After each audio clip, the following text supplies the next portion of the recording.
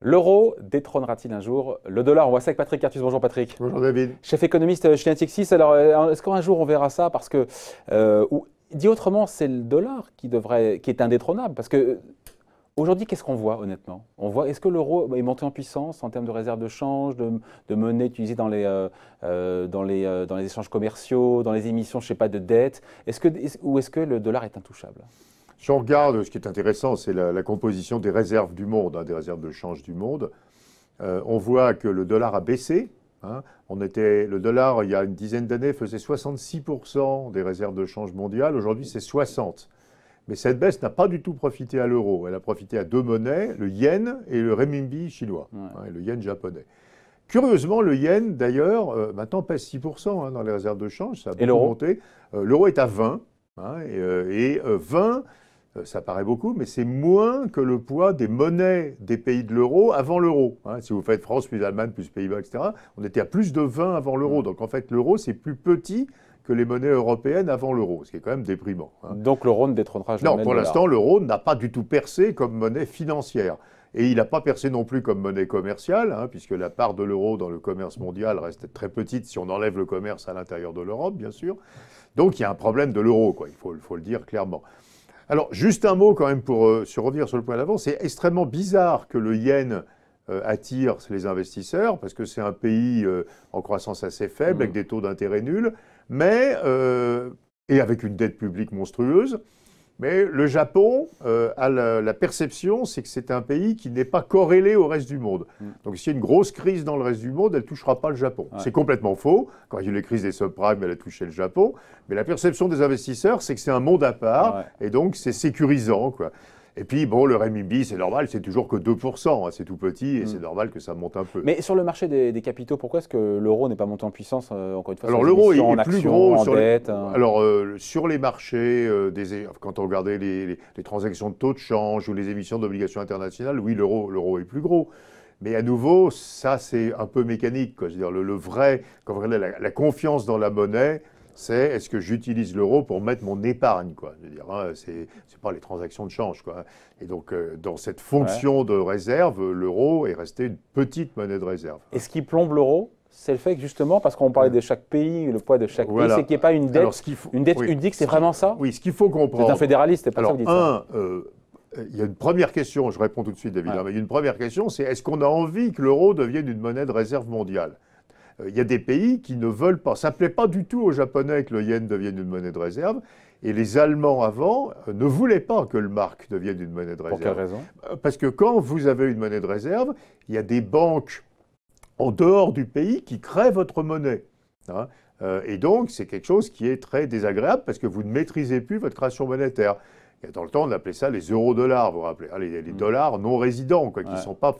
Donc, une banque dans le reste du monde qui va prêter en dollars, qui a une régulation qui n'est pas celle des banques américaines et qui va prêter en dollars. Donc, ça crée une moindre contrôlabilité de la monnaie. En plus, ça crée de l'instabilité. Parce que les gens qui détiennent votre monnaie peuvent le lendemain décider de ne plus la détenir et d'en détenir une autre. Donc, ça crée normalement aussi de la variabilité du taux de change. Mais ça vous donne un privilège énorme. C'est Valéry Giscard d'Estaing qui avait inventé. Exorbitant. Oui, ça c'est Giscard d'Estaing qui avait inventé le privilège exorbitant. En parlant du dollar. En parlant du dollar, qui est que vous pouvez avoir un déficit extérieur qui se finance tout seul. Donc vous captez l'épargne du monde. Et Donald Trump a parfaitement compris ça. Le déficit extérieur des États-Unis est financé à 2% par le reste du monde qui ne pose pas de questions. Parce que c'est du dollar. Si l'euro était une grande monnaie de réserve, on pourrait faire la même chose. Donc l'Europe pourrait se financer à très très bon marché auprès du reste du monde. À partir de quel niveau on peut estimer que l'euro est une grande monnaie de réserve? Il faudrait. On est à 20 aujourd'hui. D'abord, il y a un débat pour savoir si on peut être dans un monde où il y a plusieurs monnaies de réserve ou s'il n'y en a normalement qu'une. L'argument pour dire qu'il n'y en a qu'une, c'est qu'il y a des coûts de transaction s'il y en a plusieurs, donc c'est moins efficace que s'il n'y en a qu'une. C'est comme pour le commerce, si vous passez votre vie à changer d'une devise à l'autre, il y a des coûts. Donc on est plutôt en général sur l'idée qu'il y a des ruptures qui font qu'une monnaie de réserve disparaît au profit d'une autre, comme la livre sterling dans les années 1920.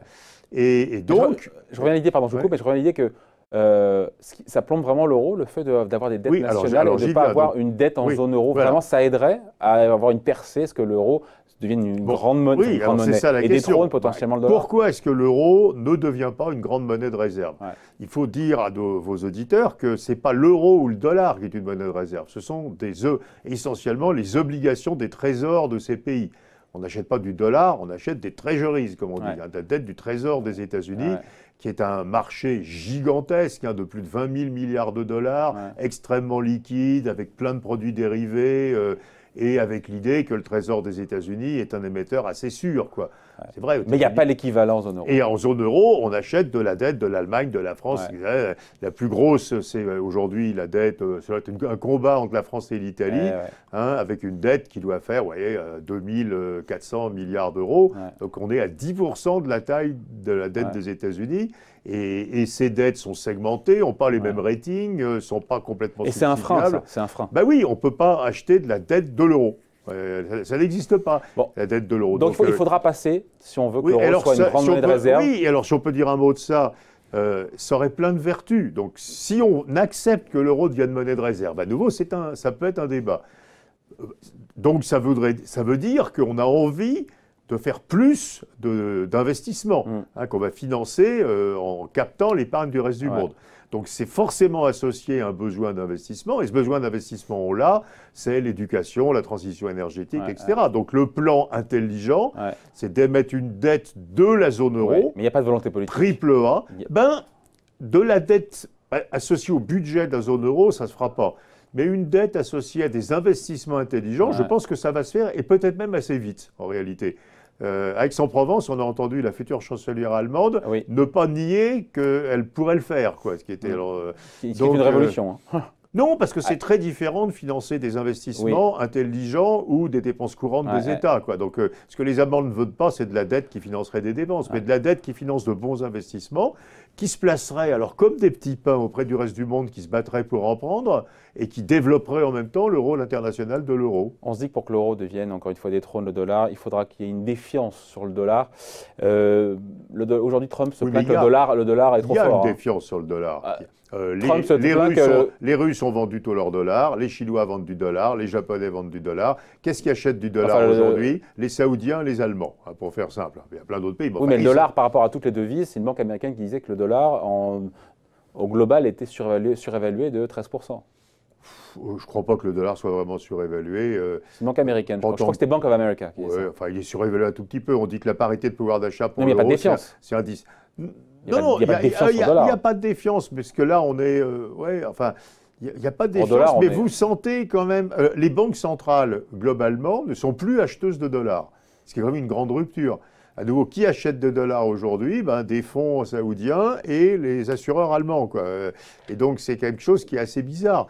Mais le dollar reste fort aujourd'hui. Oui, mais il y a beaucoup moins de pays qui achètent des dollars. Il y a beaucoup de gens qui s'inquiètent des dettes des États-Unis, aussi bien la dette publique que la dette extérieure. Et puis, à la fin, c'est, vous savez, le fameux paradoxe de Robert Triffin.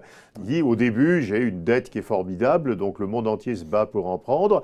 Et puis, j'abuse de ce privilège et ma dette devient de plus en plus excessive et fragile. Et un jour, il y a une rupture d'équilibre. C'est des choses brutales. C'est pas un truc smooth, c'est des ruptures d'équilibre où tout d'un coup, on change de monnaie de réserve, quoi. Et il faudra en passer par là, par cette rupture, pour que l'euro éventuellement émerge. Il faudrait, pour que l'euro remplace le dollar, il faut à nouveau que nous ayons cette dette de l'euro, que nous ayons cette dette de l'euro, et deux, que Donald Trump continue à faire des bêtises. Si vous mettez les deux ensemble, ça peut marcher. Allez, merci Patrick.